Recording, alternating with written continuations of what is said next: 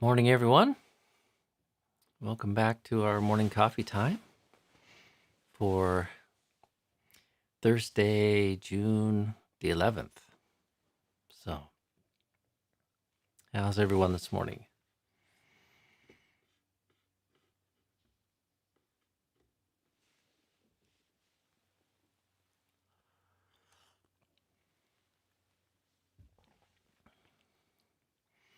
My setup is dukkha. It's unsatisfactory. I have the chat clear over here and the camera clear over here. So, and we have just about 70 of our friends here so far.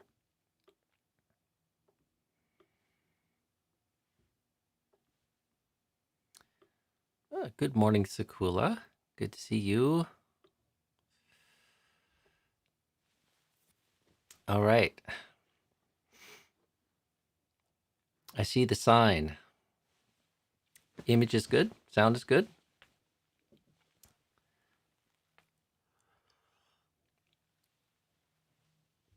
If only it was that easy. Oh, and Alistair is here as well. I was commenting to Ajahn Sudanto the other morning. One of the things I find kind of inspiring about our little morning coffee thing here is that there's several couples sitting in on it together, sharing this time together. And that's nice because it seems like a lot of the Dhamma world is very much a solo activity for many people. And, I've found Kalyanamita and Sangha and community support just so instrumental in my own path of practice. And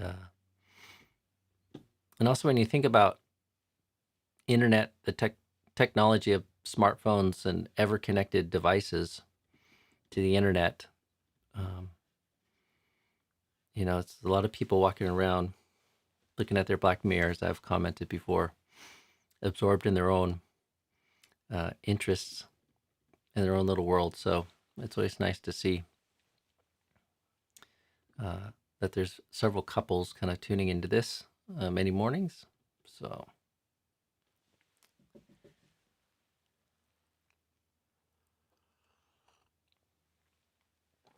I have the Ajahns equivalent of writer's block this morning. So all morning I'm kind of on the watch for something that's alive in me and my Dhamma practice, and something maybe to comment on and share with you all. And it's a delicate thing. It's like you can't force creativity. If you feel a little anxious that you'll show up empty-minded, that just seems to produce another obstacle. You try to force it. It doesn't feel all that enjoyable or as useful as something that's a bit more spontaneous and inspired. So, and in some sense, it's akin to the way I relate to the experience of getting into this contemplative space that so much of our practice is, and so much of our efforts in our practice is there to support. And there is intention and there is effort and there is an act of will, an act of curiosity to explore and to understand and to question. But in some sense, it seems almost magical, or it's a delicate thing for all the conditions to kind of come together.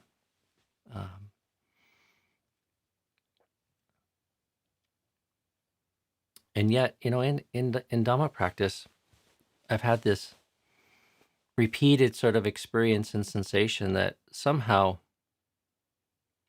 we get this, like there is wisdom in us. I guess there is delusion in us, but if that's all there was, the suffering would be so much more profound than this. So there is a great deal of wisdom in us. And I don't just mean as Dhamma practitioners, but as human beings. And many have commented on how striking it is sometimes that in our clearer states of mind, in lucidity, the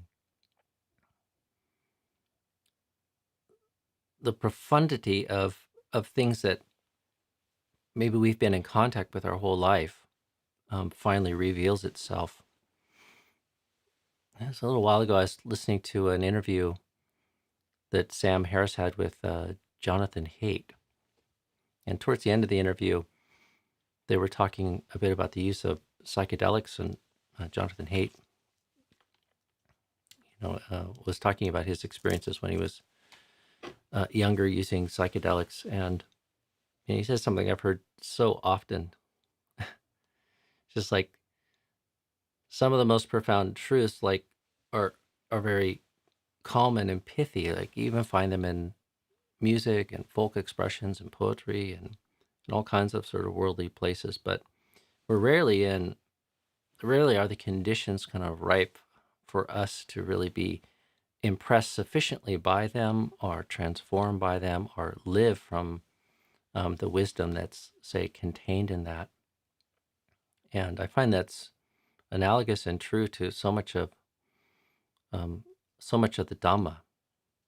It's like on some level we do understand, but we can't actualize it, and we're not kind of living from that place because there are obstacles, there are hindrances, and certain conditions are kind of missing. And that's part of the reason why practice is just so important, and keeping up a steady effort at living a good life and developing the whole of the path, practicing generosity and virtue and mental cultivation and trying to watch over the mind and develop as many skillful conditions as possible, because it opens us up to the ability to sort of use and operationalize and be informed by whatever wisdom that it is that we do have. And I believe that most of us have a lot.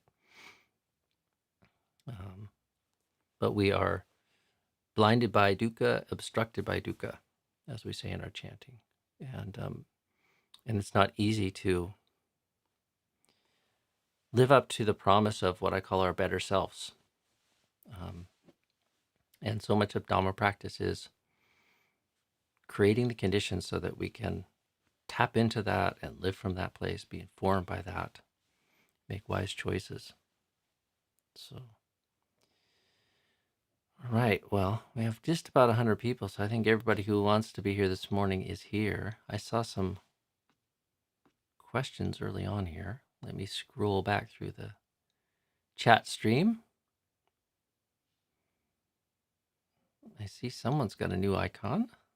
That's good. Let's see. For images more. Hello, Bante, and hello, everyone.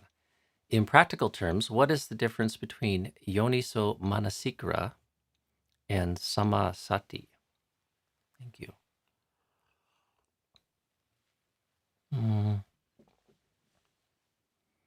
Well, Samma Sati is I would say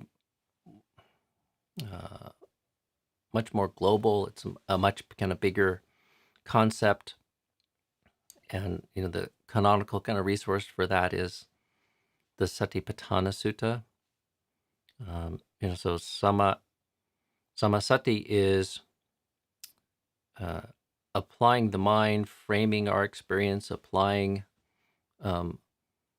effort to have conscious experiences that really support the process of awakening. And there's many ways that one can engage in that wouldn't necessarily be yoniso manasikara. So just attending to the breath in a very direct and wordless kind of way, with the intention of overcoming hindrances and purifying the mind. In some sense, I think of that as more fundamental, more basic. And that activity, if done for the right reasons, can accomplish Samma Sati, the seventh of the 8 factors of the Eightfold Path. So yoniso manasikara is, I think, more discrete, but it's the activity of the mind, or the activity of reflecting on the fundamentals that support the process of suffering and release from suffering. So reflection on the roots of suffering in particular, this may be a way to kind of start to approach that concept. So yoni means the origin or the source, and then manasikara, like the activity of the mind. So like the mind directed towards the fundamentals of something or the roots of something. And one way to sort of approach that is like, it's like reflecting on like the origins of suffering. And the Buddha talks a lot about being a student of knowing suffering, knowing how it arises, how it is maintained, and how it ceases. So, and there's a lot of suttas where the Buddha is like encouraging us to kind of get down to the roots of suffering and really know how it is that kama tanha, bhava tanha, vibhava tanha, or sense desire, thirsting for sense experiences and that dimension of experience, how that is a root for the experience of suffering, and how thirsting for being and becoming. So yonisiko manasikara is attention to the origins.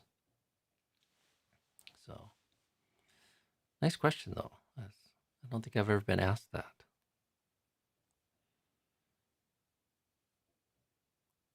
Okay, and we have the ever-present talk of the weather, clouds and rains, and I said the most interesting feature of our weather here right now is it's unusually humid. So, okay.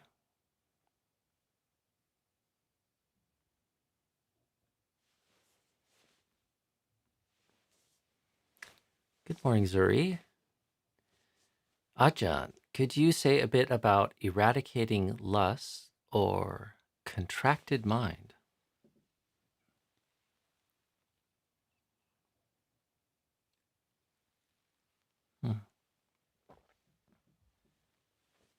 Is that an either-or question, Zuri? Can I talk either about eradicating lust or the contracted mind? Like I'm not exactly sure where the connection is in your mind around that. I can say a little bit about eradicating lust first, though, and that's a big project. One could say, like sense desire isn't, and our investment in finding completion and happiness in the sense realm isn't completely overcome until a pretty profound stage of enlightenment.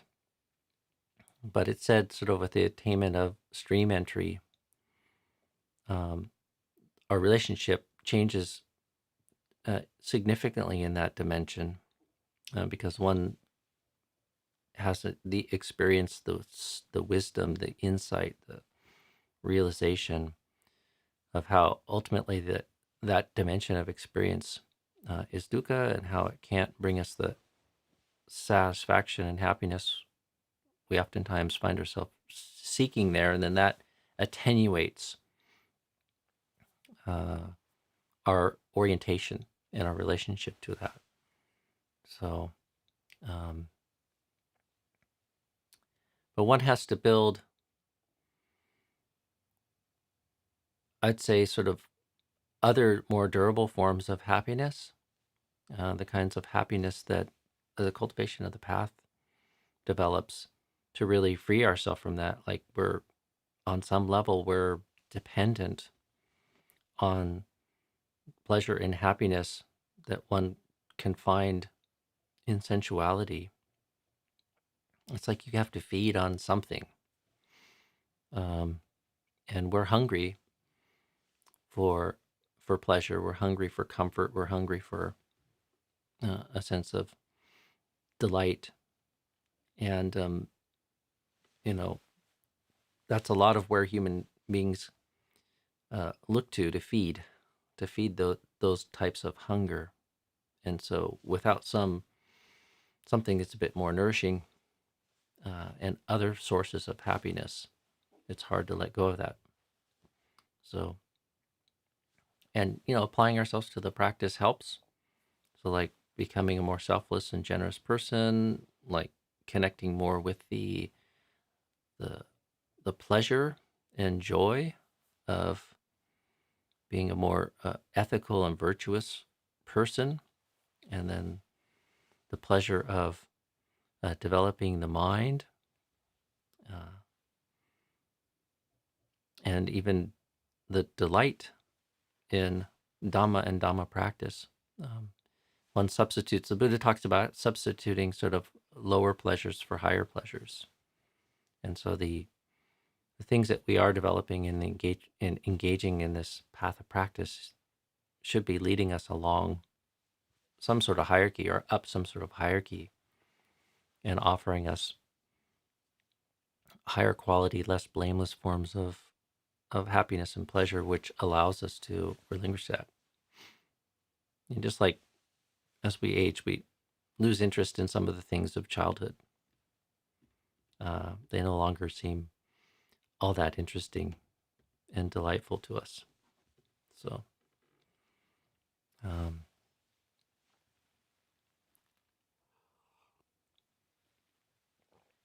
and something that also feels that process is a regular kind of reflection about um, the deficit or the downsides of sensuality. So, and then contracted mind. Um, I would say anything sort of connected with our failure to sort of develop the path leaves us with an experience which is described as contracted. Like, and it sits a little differently in the suttas, but I oftentimes think of the contraction of the self. Like if our habit of framing our experiences constantly, sort of through the various forms of selfing and selfishness that comes along with that, that's a very narrow way to be in the world. It's a very contracted way to be in the world. And I guess maybe that some of the connection to sense desires, that's also very contracted kind of experience, because oftentimes it is a win-lose game. There's kind of contention and competition for sense pleasures, uh, and also their sense pleasures are so fleeting and ephemeral. Uh, so they have a very fast, rapid time signature, and all of that leads to an experience that is very contracted compared to the more expansive sort of feelings that one develops through developing virtue and developing the path, and in particular the experience of samadhi, which feels just very spacious. The sense of time, even the physical sort of sense of the body and the mind sort of seems to sort of open up, and there's this broad, boundless experience in consciousness as we cultivate the higher mind.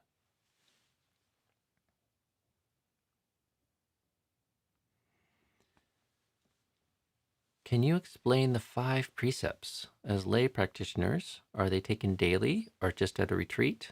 Can we take them alone each day? So, uh,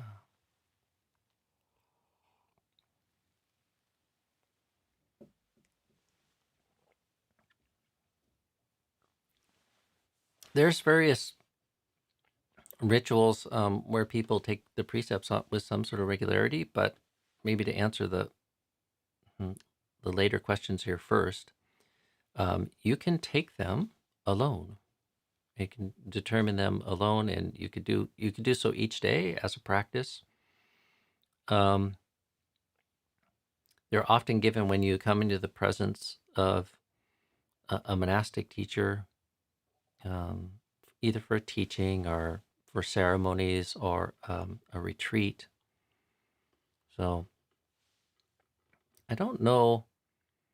I don't know many examples of people that take them every day. Usually, there's some sort of periodic thing. So, like in Thailand, where I trained as a monk, many of the people that were active in the life of the monastery would come on the quarter phases of the moon for our one pra observance, and that'd be an opportunity to take the 8 precepts if you're staying for the day, and then oftentimes as that would end, then people would take the 5 precepts before going um, back home to their home life. So, um, and then oftentimes if they would invite the monks into their home for a blessing or a teaching, or say somebody was sick and they invited the monks to do some blessing chants and give a Dhamma talk or Dhamma reflection. The ceremonies would start with paying respects to the Buddha, Dhamma, Sangha, the shrine, lighting candles and incense, offering flowers, and sometimes making offerings to the senior monk. And then the senior monk would um, lead them in taking the precepts. So they chant the refuges and precepts. So there's, in Thai culture and in other Buddhist cultures, there are some regular times and rituals where you're taking the precepts or reaffirming your precepts. And oftentimes, almost always, that happens in the presence of monks. But you can do that sort of anytime on your own. And even in the suttas, um, people are just declaring that they live by the 5 precepts. So um, the most important thing is that you live by them, not necessarily the ritual of taking them. So, and that they're there as a guide to inform how it is that the Buddha and also the wise kind of praise living your life, and also they're really skillful in protecting oneself from acting in ways that cause harm and lead to uh, a sense of remorse. But also they're wonderful teaching tools to help keep one sort of mindful and focused on the ethical dimension of our life, and in particular, sort of like the expression of greed, hatred, and delusion as those core defilements, or the tendency to those core defilements seek expression. They will push us to break the precepts. So, holding precepts, making a practice of holding precepts and reflecting on them on a regular basis, and trying to bring them into what it is that you're being mindful as you move through your day. Um, Also is a mental training. It helps illuminate uh, the quality of your intentions. So, and without some matrix or without some boundaries or clear delineations, it's difficult to study something. And so the precepts also help us kind of study the expression of our own greed, our own forms of anger, ill will, hatred, and our own forms of delusion. So, and then the formulation of the 5 precepts is fairly simple. Um, refraining from taking the life of any living creature, refraining from taking that which is not given, which is a little more nuanced than not stealing. Um, Refraining from sexual misconduct, and I think the most straightforward way to talk about that is illicit sexual relations. So, uh, some people extend that to sort of like harmful sexual relations and violating the kind of commitments that one has in that dimension of their life. And then right speech. So the biggie there is avoiding telling falsehoods or lying, but also refraining from harsh speech, divisive speech, idle speech,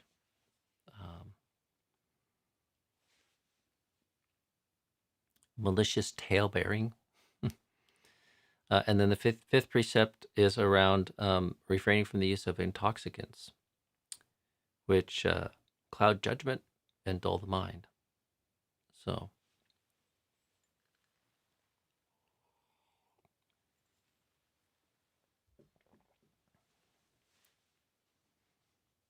one point of confusion for some people new to the precepts is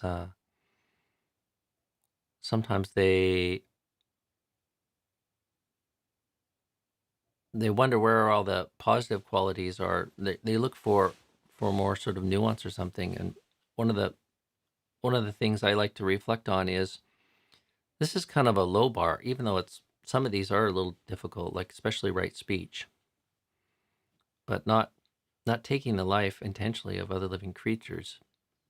Most people don't find that so hard. The refinement of it, like, not killing insects, becomes difficult. So, and then sometimes people read into this a bit more. So sometimes you'll see certain explanations of the first precept of like, it's not like to really unpack that the intention that's behind that precept isn't just not to refrain from intentionally taking the life of other living creatures. It's to do no harm. Or I've even seen, it expanded a bit more where people are encouraging, like you should have a heart of loving kindness towards all living beings.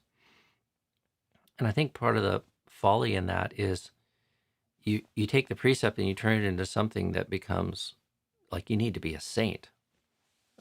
You need to be very spiritually advanced to accomplish that. Whereas the basics of the 5 precepts is a bit of a low bar for human activity in the realm of virtue and ethics. And it's something that is quite doable if one applies oneself to it. And I think it's important. It's a stepping stone. It's part of this gradual path that we talk about. So.